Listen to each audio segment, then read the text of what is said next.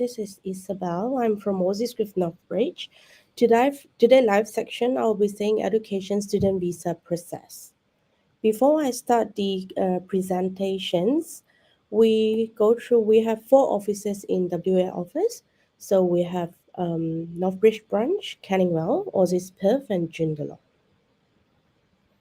So we have three registered migration agent, Iris, Mei Nguyen, and Yu Ting. They can speak English, Mandarin, Cantonese, and Vietnamese. So we have also education team. We have education consultant who speak English, Mandarin, Cantonese, and Vietnamese.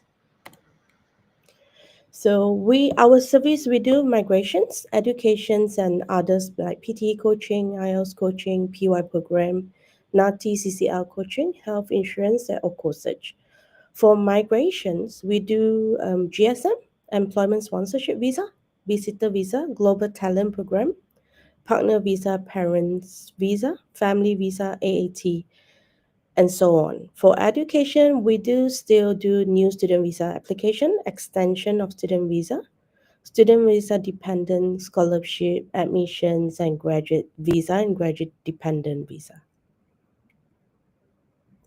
So today's content will be talking about student visa application. In order to apply for a student visa process, you need to first gather your document, apply for the visa. After the visa lodgement, understand your visa conditions.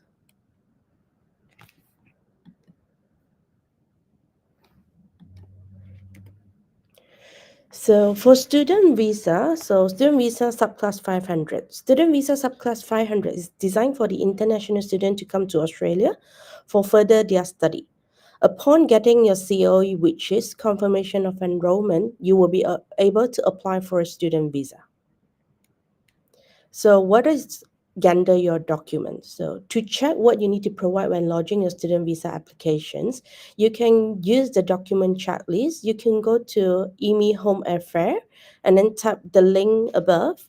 Enter your country of passport and the education provider to get an accurate document checklist. Recheck the document checklist based on the country of passport and education provider just before you submit your application to be sure you have the most current list. The document checklist too is updated twice a year on 31st of March and 30th of September.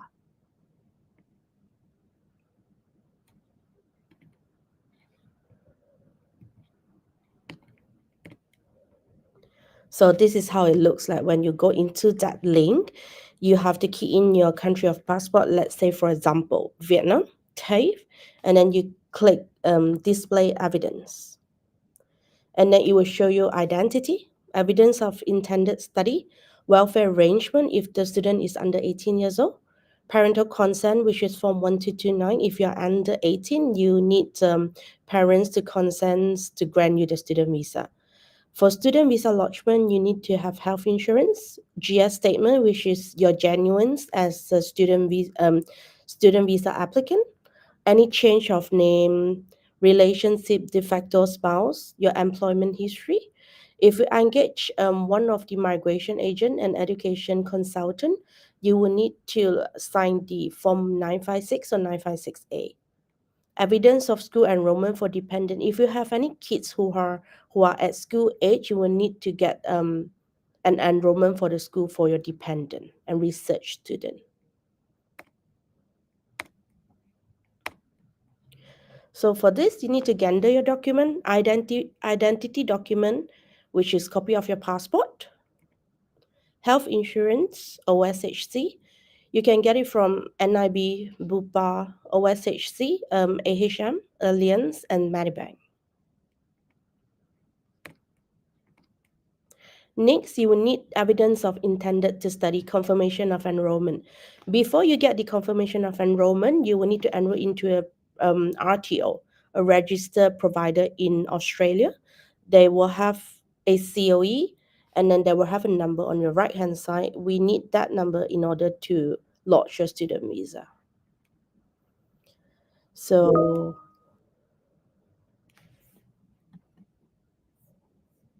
sorry. Genuine student requirement. So in that application, you will need to show that you are a genuine student. So you must show that you meet the genuine student requirement for a student visa. This includes answering a set of new questions in the online student visa application form shown below. Detail of your current circumstances, including tie to family, community, employment, and economic circumstances. Explain the reason you wish to study this course in Australia with this particular education provider, and you understand of the requirement of intended course and studying and living in Australia. Explain how this completed course will be beneficial to you in the future, and any details or any other relevant information you would like to be included. Answer must be written in English with a maximum 150 words per questions. There is also additional question for those who have previously held a student visa or those who are lodging an application in Australia for non-student visa, which you need to explain why you want to study this course and what is benefit for you in the future. So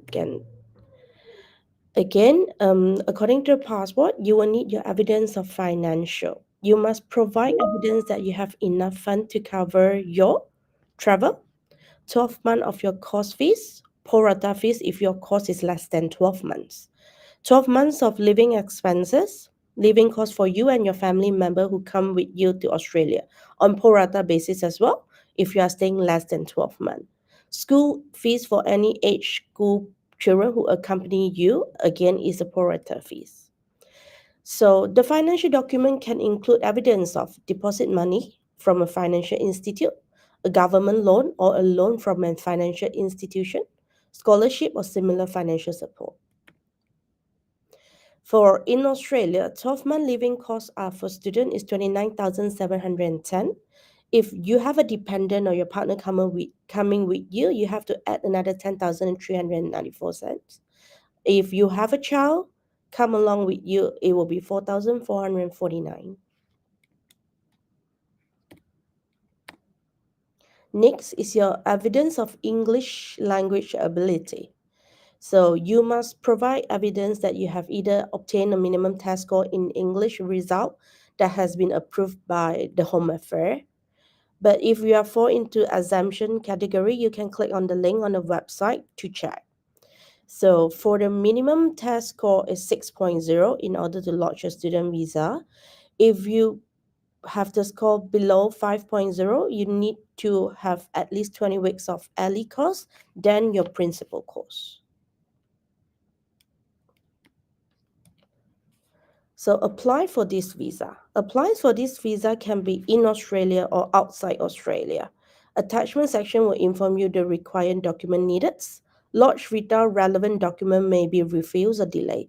So we always encourage our client to apply such student visa with complete documentation without any miss. After your visa lodgement, applicant should respond to any request for information promptly. Let's say, for example, you lodge your student visa this month, and a month later you get a checklist from the department. Maybe they request more information. We shall respond to the department in promptly manner.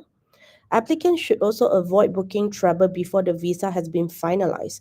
For example, if you lodge your student visa and you will grant a bridging aid, let's say you have an emergency, you need to go back to your home country, you must inform your education agent or your migration agent to apply for a BVB, bridging visa B, in order for you to travel.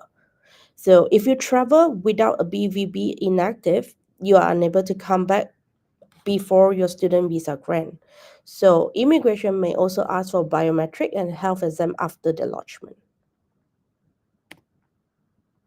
So when the student visa grant, they will have the work restriction, the conditions. So for the first one is 8104, work restriction, 48 hours a fortnight, limited to visa holder other than family member of the student studying a master or doctor degree. To working no more than 48 hours a fortnight. A fortnight means the period of 14 days starting on a Monday. Condition 8202 meet course requirement. Visa holder must remain enrolled in a full-time registered course that is of the same level as of a higher level than the registered course which they were granted a visa. Let's say, for example, you apply for a subclass 500 student visa, higher education, which is bachelor and higher, or graduate diploma and higher. If you want to downgrade it into diploma or a vocational course, you will need to apply for a new student visa with the same level. So another condition is 8203, limited study change. The holder must not change their study or their thesis or research topic unless its proof is given by the minister after minister have obtained an assessment from the companion. Australian authority that holder are not likely to be directly or indirectly a risk to Australian national security. Another condition is condition 8204, study limitation.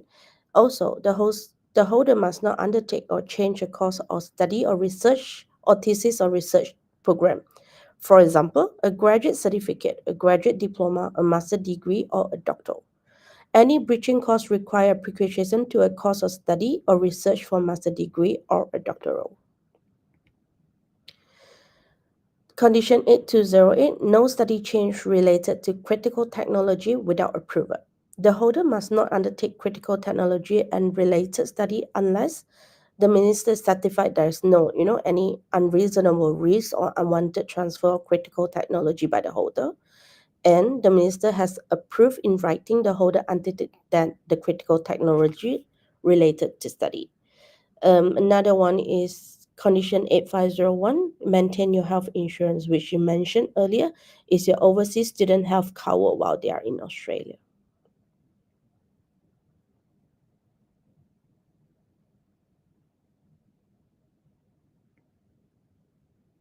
Condition 8516. So you must maintain eligibility. The visa holder must continue to maintain their eligibility as a person who would satisfy the criteria for the grant of visa. If anything you need to change your address, you must inform your provider. Notify the education provider of any change in the holder residential in Australia within 7 days after the change of occur. In that case, who was outside Australia who is visa granted, notify the education provider after you be in Australia within 7 days after arriving in Australia. So this is the whole student visa process.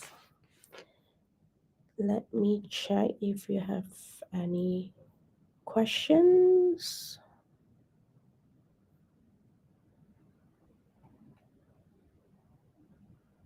So that's one question. When the live will be related to skill occupation 491 or 190, we will notice when we'll have the live stream regarding to this through our all social media platform. So keep an eye on that.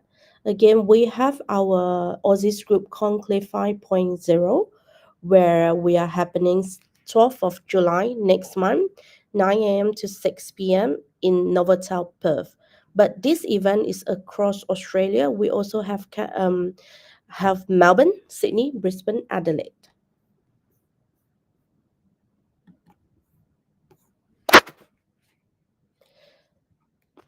Let me check if any more questions. No.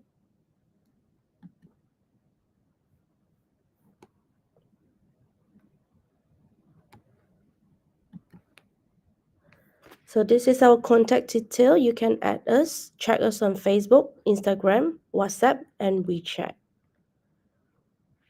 That's the presentation for today for student visa process. Thank you, everyone.